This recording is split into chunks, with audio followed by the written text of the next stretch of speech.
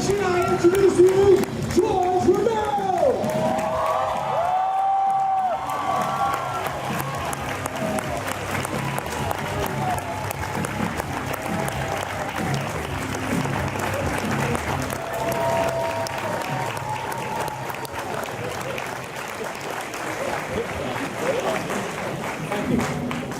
Oh my God. I have to say, I'm incredibly excited to have you here. It's been a long time coming, but you finally made it. Well, it's nice to be here. I know I missed a couple of these shows. Yeah. But you know what? Third time's a charm. Yeah, okay. Well, I'm still working, so. Oh, of course. And keep working, because we keep watching your movies. That's right. So we have, oh wow, I can't even see, there's so many people. Sorry! We're working with George, and we're doing this comfortably on the ground. And I apologize, guys, if you have a hard time seeing, maybe you can stand on the side or something, but we're working with it. I'm sorry, it's my fault. So George, thank God you finally made it to Spooky Empire. Oh, well, it's nice to And obviously everybody that's here has been eagerly waiting for you to come. Well, nice to be here. And I'm not going to take up too much time because we've got a beyond packed room of people here. Okay. And everybody's waiting to ask questions. Everybody wants to know what the king of zombies is doing. And I have to say, listen, if it wasn't for you, in my opinion, there would be no Walking Dead, no Resident Evil. Anything that you made after Night of the Living Dead is thanks to you. Everything that's come out, anything, the modern day flesh-eating zombie, we have you to thank for. Well,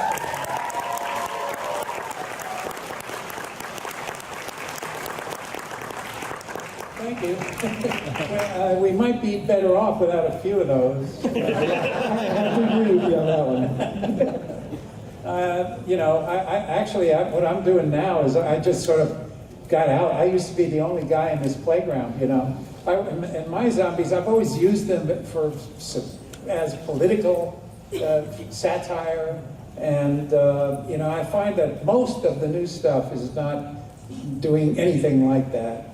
And, you know, I think it's more like video. I think that it grew out of video games. I think video games, more than any of the movies, spawned this surge of incredible interest in the zombie as a monster. I really think it's video games, not films. Because before Zombieland, no zombie film broke 100 million at the box office. So, you know, Hollywood's not going to get too interested until it starts, you know, really breaking the bank. And World War Z is the first time, you know, it was over 200 million, I think 250 to produce it. And I'm not sure that it's going to make all its money back. I don't know. I'm sort of sitting back waiting, hoping that it'll sort of die down and I can come back to it. Yes, so absolutely. What I'm doing now is sort of taking a break, and I'm writing 15 comic books for Marvel.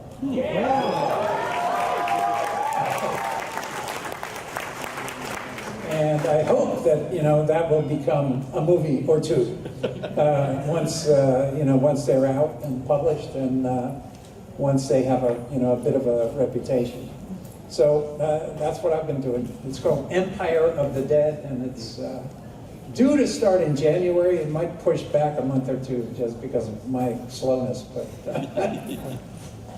Now, is this going to be similar to the Marvel Zombies? Is it going to be?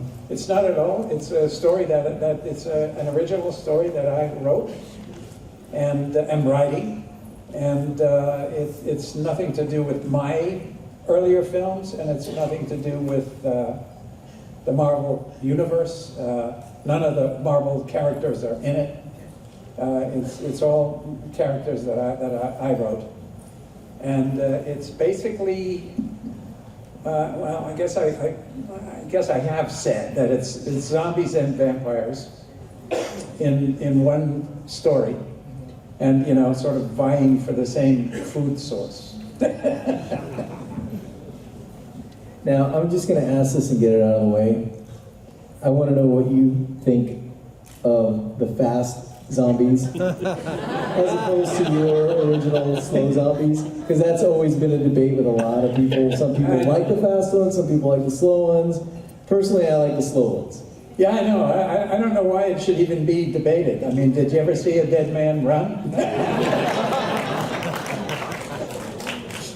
So by me, it just doesn't happen. Their ankles would snap, What they do, the ones in the remake of Dawn, Zack Snyder's zombies, they were the first ones to really motor, right? And not only did they run, but they undercranked the camera so that they ran faster. And I don't, it's just not my idea. I think it's actually more scarier with this thing coming after you, like the Mummy, the old Mummy movies used to terrify me. It just keeps coming, and you can't stop it, And that to me is much scarier than, just because they run doesn't make them scary, as far as I'm concerned. Now, how do you feel about The Walking Dead? It sort of pisses me off.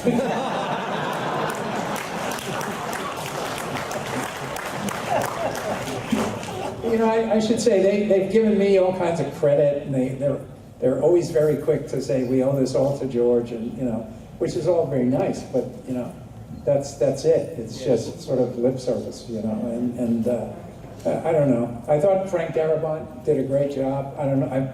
I think that the series really went downhill when they axed him, and I don't know. First of all, I don't know. I think Woody Allen could satirize it. They could do sort of a soap opera, and occasionally a zombie pops in. But anyway, that's my opinion of The Walking Dead. But you do have to give it to Greg, because he keeps pushing the envelope with that makeup. The makeups are great. I mean, it's fine. The makeups were great in Day of the Dead, though. It's really, Absolutely. Yeah. So, and in fact, I think last week's episode he did a little nod to Day of the Dead. I'm sorry? In last week's episode, he did a little nod to Day of the Dead with the guts spilling out over the side of the table. Yeah, I know. Okay, on that note, let's take some questions from the crowd. We've got the microphone runners out here, guys. Just make sure you raise your hand so we can see. I can't see anything past this first row, so you guys are on your own. I'm sorry. Are there microphones out there somewhere? Yeah, we have a couple of... okay. Here you go. Correct me if I'm wrong, but I believe I heard from a big fan of yours, Brad Jones. He's an internet reviewer. You said Day of the Dead was your favorite your favorite film, sorry, because it was the type of film you could sit back, relax, and I believe like drink something, like sit back and relax. Is like, what does that mean? Like, I believe. Is that something I'm supposed to have said? I'm always sitting back and drinking something. I'm sorry. Is it your favorite film, though, of yours? It's my favorite of the zombie films that I've made. Sorry, thank you. Yeah. But, it's because I had the best time making it. Everybody on that production gave 100%, 150%. Everybody were friends. There were no bad apples. And, sometimes your opinion speaking for myself, my opinion of the movies that I've made always is influenced by the experience of making it. And if it's a great time making it, then you think more kindly of the film. And that always happens with me. And Day of the Dead we had the best time. Even though conditions were difficult, everybody was just plugging in to get it done. Everybody loved the project. Everybody understood what it was about. No arguments, nothing, I liked Land of the Dead a lot, but it was fraught with, it was Universal, and it had a lot of, there were too many meetings and too many compromises and things like that. But anyway, and I like Diary very much too, for the same reasons that I like Day, but I think that Day is more of an achievement in a way. My question to you actually comes from something I believe you were part of. I think I like to panel for. This is you, okay. Yeah, sorry. It was Deadliest Warriors Zombies versus Vampires. And for anybody who hasn't seen it, it was 189 Romero zombies versus 3 30 Days of Night vampires, and sadly, zombies lost. But however, the vampire turned into a zombie afterwards, so we have that. Yeah, was this TV show? Yeah, it had Max Brooks. Max Brooks was on it. Yeah.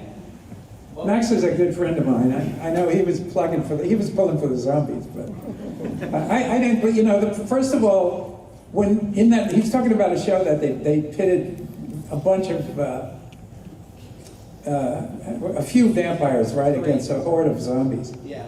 And somehow the vampires won. But you see, what they did was give them all the supernatural powers that vampires have. You know, they said, okay, they developed this claw, like a big iron claw that came down and devastated somebody. It felt like they were making it up as they were going along. Well, no, you know, they said, okay, if a vampire was to grab you, it would gut you and cut you in half. Who says? I mean, who says that that's the case? So that they used those rules. And according to those rules, sure, they were able to devastate the zombies, because all you have to do with the zombie is tear it apart. Yeah. But anyway, I thought it was bunk. My zombies would have kicked ass.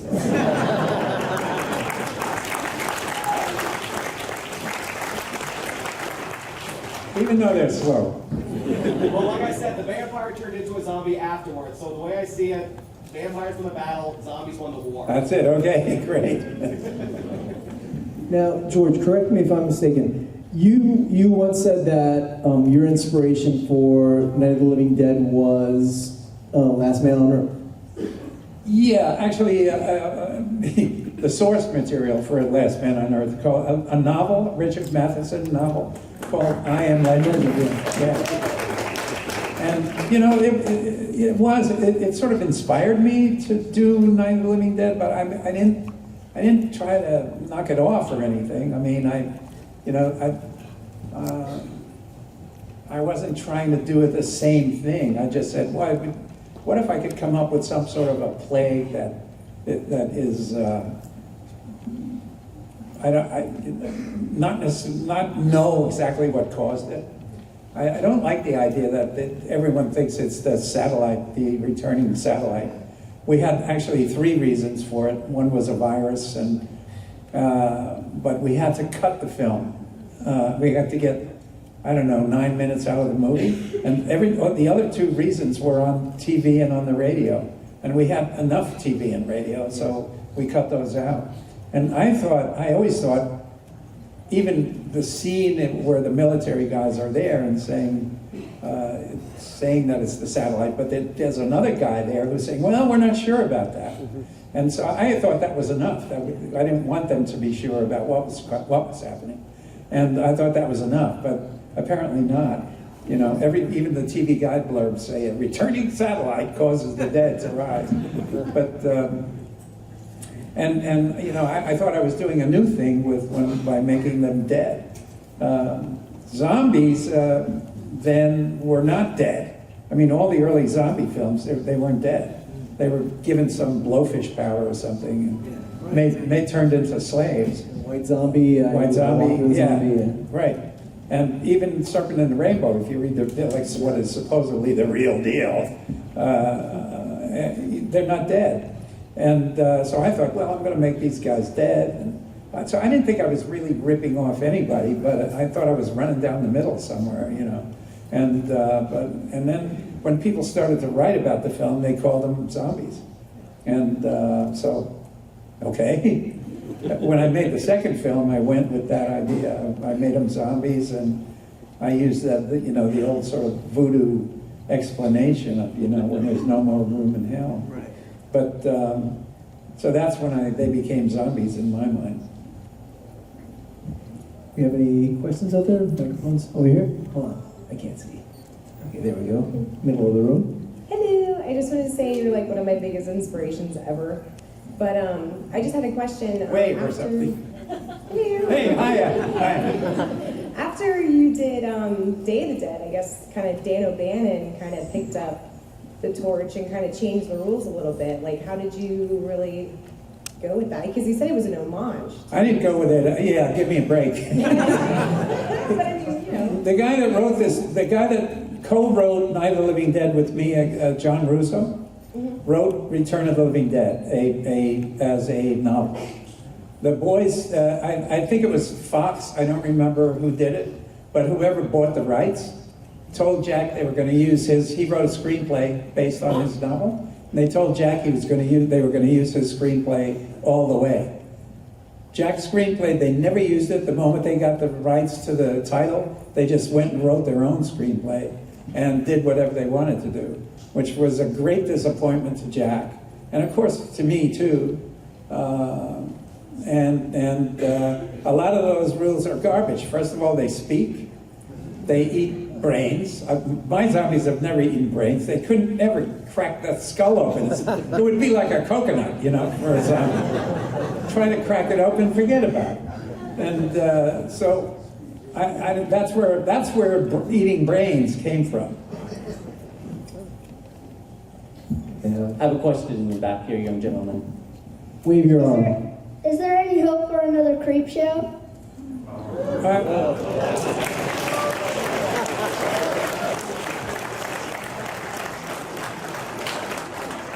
Thank you. You mean, is there hope for another? Yes. No. Unfortunately, they made a Creep Show 3, which had nothing to do with me, had nothing to do with Steve King. And somebody bought the rights from my ex-partner, Richard Rubenstein, and he sold those rights. And I know they made a third one, and I've heard that maybe they're working on a fourth. But it didn't do anything. It's just like there have been 2 remakes already of Day of the Dead. And there's another one that they're working on right now.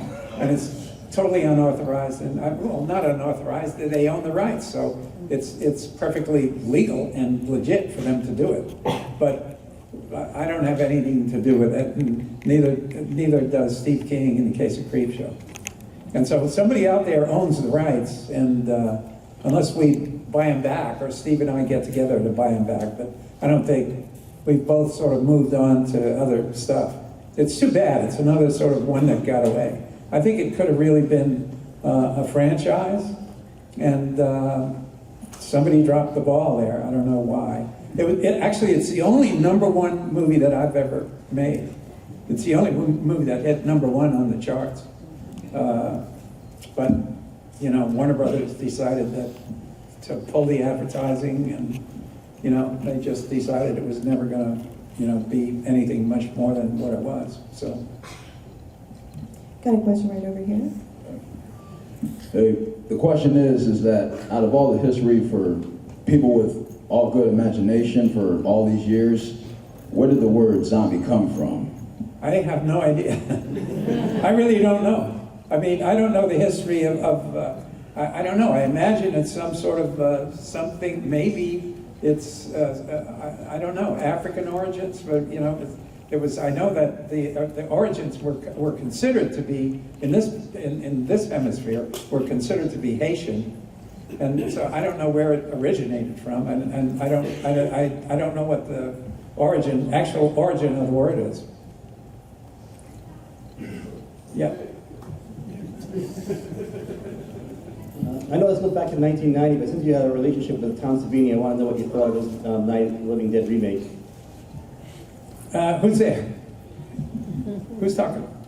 Oh, way in the back. Okay, there you go. Thank you. Hey, I see it. I see it. But I love it. I think Tom took a lot of heat for it, and I really think he did a great job with it. So I have no problems with it. It was, we originally decided to do it. It was the same guys that made the original film, and we decided to do it because we lost the copyright. I don't know, people probably know this, but the Night of the Living Dead is not protected under copyright law.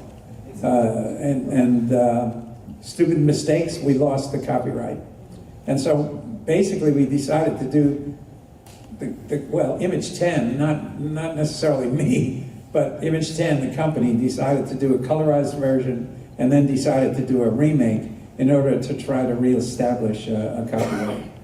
But the only thing that happened was the remake is copywritten, but we still have never been able to establish a copyright on the original film. Even though we've had a couple of senators, lobby for it, and we just haven't been able to get past the original guys that killed the copyright. Yeah. Have another question back in nosebleeds. Mr. Romero, Yeah. I would just like to say thank you for giving us the zombie that we know today. Thank you very much for that, and keep doing what you're doing. Well, thank you very much.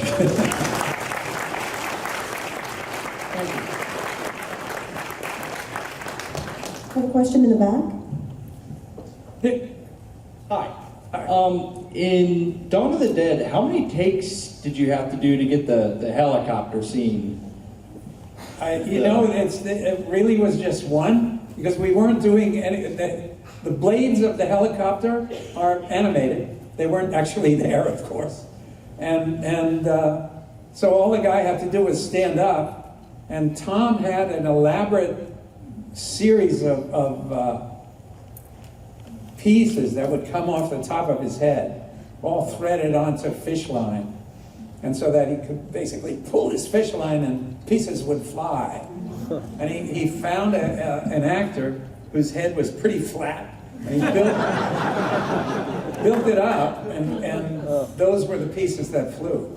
And so all the guys stood up, Tom pulled all that stuff off, the guy bled, and also Tom had rigged the blood up through the back of his costume. And the guy fell down, and so it was one take. But it took a long time to line it up, to get the animated helicopter blades to line up with exactly in the right place. They're still not exactly in the right place, but the effect works. I have a question in the front.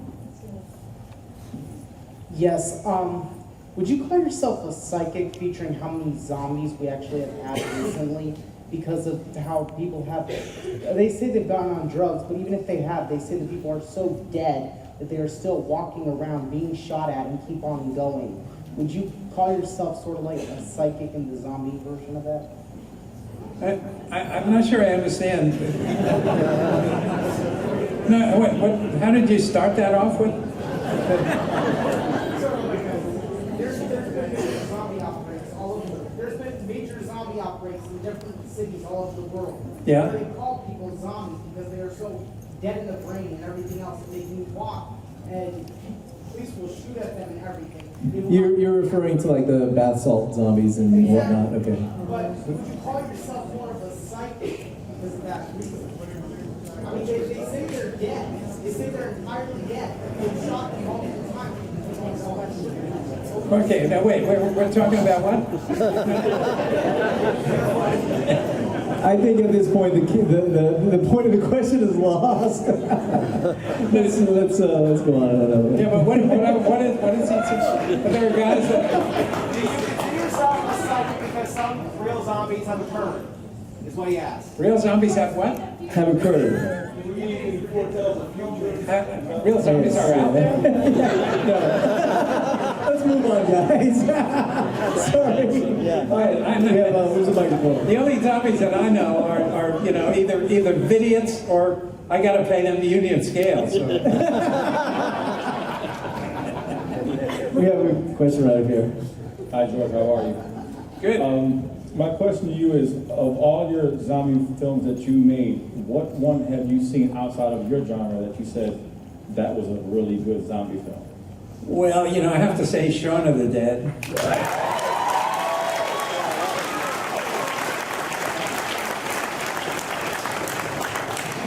And I sort of liked 28 Days Later, but I don't consider that a zombie film because they're not dead, right? They're diseased or something. Yeah.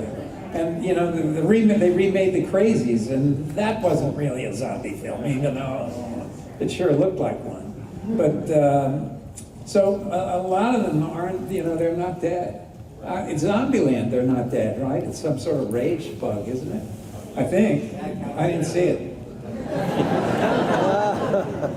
Does anybody know Zombieland? Was that, are they dead or is it just, is it? It's a virus. Huh? It's a virus. It's a virus, yeah. So, you know, virus, hey, guys with virus, they can run, that's okay. Just the dead guys that can't run. All right, sir. Right here in the front. So, is there the great unproduced Romero script? Is there a story that you have not told yet that you want to tell? Either the studios, it couldn't happen, or is there something in the drawer that you're dying to tell? You know, I've written so many scripts under contract, actually, for studios and for other producers. And so there's a lot of stuff out there that I really love, that I have, it's written and ready to go, but we haven't been able to sell it. There's a ghost story that I really love, and there's another sort of supernatural thing, sort of like Ghost, if you remember Ghost. Sort of a love story between the two worlds. And so those two scripts I'd really love to do. And there's another one called Moon Shadows that I wrote for Fox that they just haven't been able to, you know, they haven't been willing to finance yet.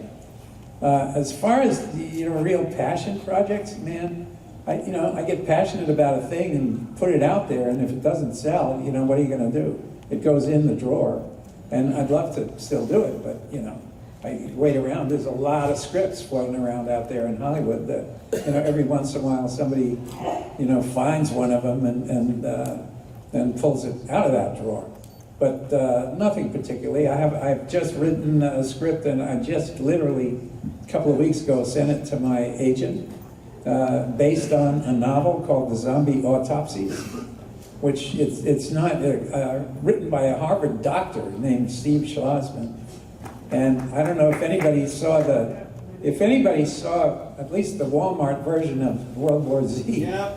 I did a little show with Max Brooks, a little panel with Max Brooks and with this guy Steve, and it's on there. I know it's on as an extra on the World War Z DVD.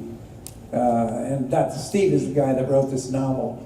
Wonderful novel. It's not part of my mythology, and again, it is a virus situation. So they're not. They die. They do die within the context of the story, but it starts with a virus. And what it is, it's a very graphic, very medically accurate study of what happens to these people and why they become very zombie-like. And Steve, in the book, explains everything from the way they walk to, he explains it with neuroscience. And I fell in love with the book.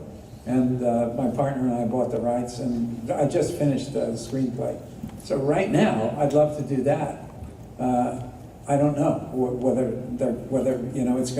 whether somebody will say yes, green light it. You never know. I've written probably 20 scripts for every one that got made. I mean, you know, I've made much more money as a writer than I have as a director, because you know, I'm in the guilds, and you know, studios will hire you. Write this, write that, write it for, you know, change it for Alec Baldwin, change it for, you know. Okay? And, you know, they waste money. The studios waste all kinds of money. I have one in the back corner, please. Sorry? Hi, Mr. Romero. I can't see you, so I doubt you can see me. Okay. No. So 2 nights ago, I went to a Riff Tracks event of Night of the Living Dead, which is the Mystery Science Theater 3000 guys, and I did not know about the copyright issue, so I guess maybe that's how they got it, but I didn't know if maybe you considered it an honor to have your movie hit by the Mystery Science Theater 3000 guys, or not. You know, sure. I mean, what can I tell you? You know, anybody can do anything they want with that film. So anybody here, if you want to do something with it, go ahead. So you know, it's fine. But you know, I have to tell you,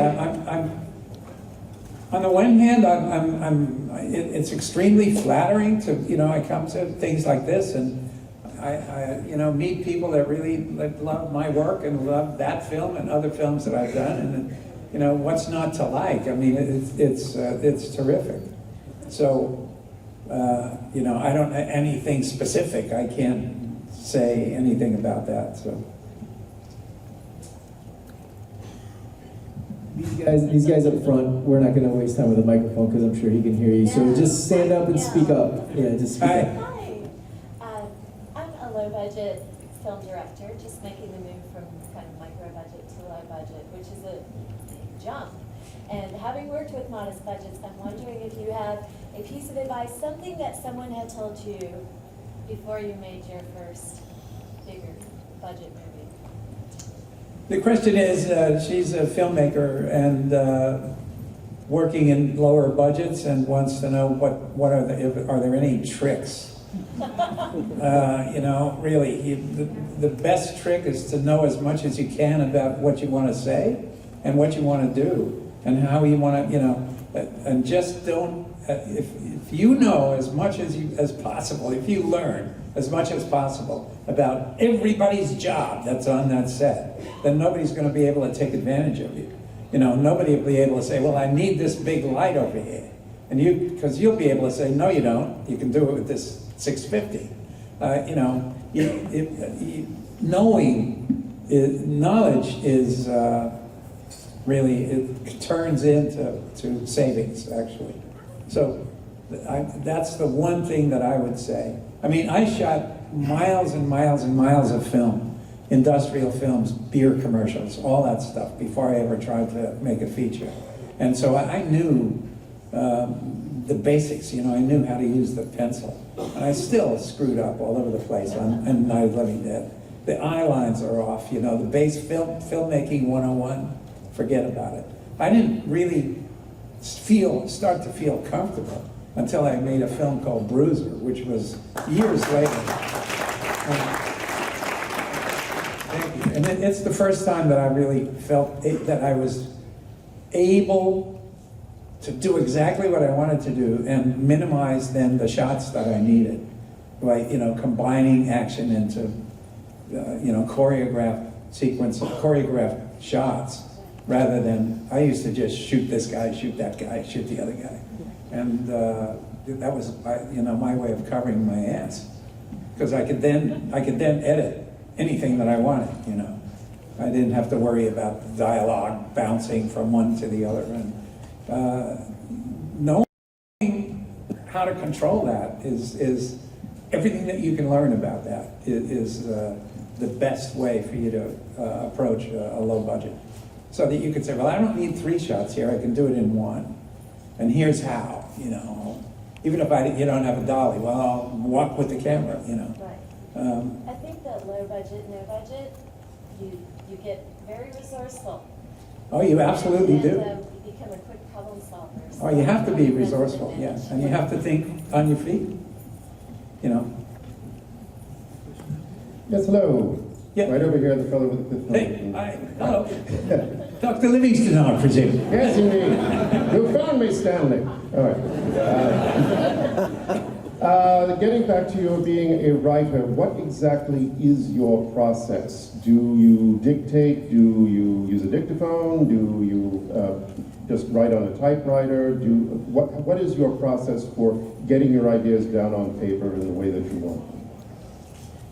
My process is probably peculiar, but I just bang it out. I bang out a draft based on what my original idea is, and I go all the way through it on a word processor. I use Final Draft, actually. It's a screenwriting program. I have that program. You have that program?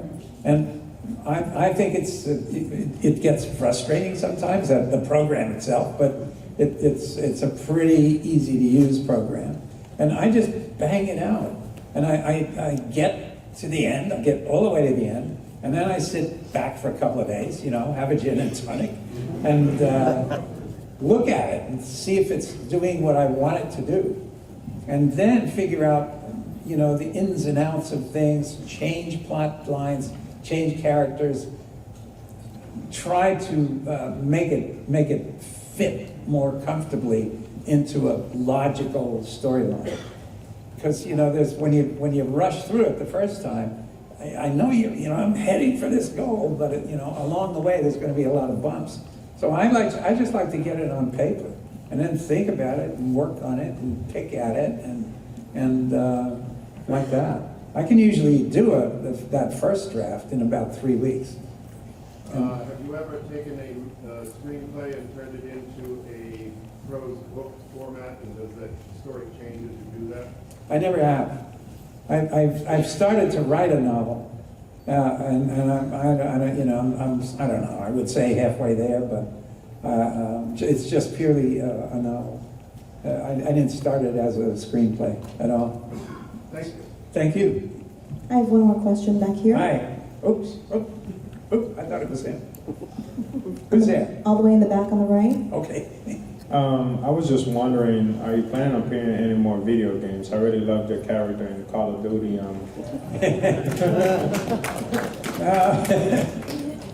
Okay. No, and I was actually frustrated. They never used, all they did was use my image, I never did any of the body language or anything. I guess I was probably considered to be too clumsy and awkward to do the actual work, but no, I didn't even have to go there. I never even had to show up. I know Michael Rooker, and he actually did some of the but he's a very physical guy, so I wasn't there at all.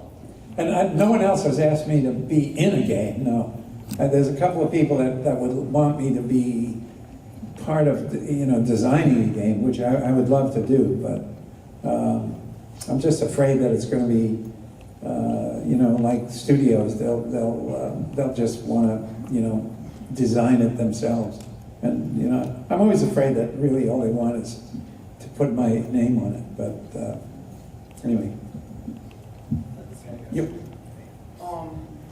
Land of the Dead, the main zombies, they actually thought things through and were thinking, and none of the other zombies in your other movies did that. Were you kind of hesitant to make those zombies think, or did you want to switch it up a little bit? Well, you see, I don't think that the question is the zombies at Land of the Dead are thinking, and I don't see them as thinking. I don't see them as being any more intelligent or than Bub in Day of the Dead, who is my favorite zombie, by the way. But except when Eugene Clark is actually here at this thing, Big Daddy is here at this show, and he's just remembering things. When you think about it, when Dead Reckoning drives out of the military base, he's been carrying around a gun. I think it was an M16. I don't remember, but he's carrying it around all the time, and he just aims it. His finger squeezes, instinct, memory, and it goes off. And then he remembers what it does, and then he starts using it, and it's only then. And it's just like even when you first see him, two zombies walk over the hose in a gas station, and it rings the bell, ding, and he comes out looking for a car. And it's just remembered behavior. There is no car, and he's puzzled by that. And so I just think it's memory that they're working on. It's not really intelligence. I have a question in the center aisle. Hey George, it's Brian from Ottawa. How you doing? Hey. I want to switch gears a little bit from zombies and games and stuff, and ask you about Martin. Yeah. One of my favorite films that you've done, like that, Night Riders, and a lot of the stuff. I love all zombie stuff, but Martin is really good, and a lot of the people that I know really appreciate that as being one of your most influential independent films. And it's a very artistic movie, and you were able to do a lot of artistic things with it that you don't really see in any of your other work. It's also something very different about vampires, and it's a very different take on that had never been seen as well. So I was hoping you could just talk about Martin and those points and Get some insight. Well, Martin is actually my favorite film of mine. Again, it's because I was able to do exactly what I wanted to do.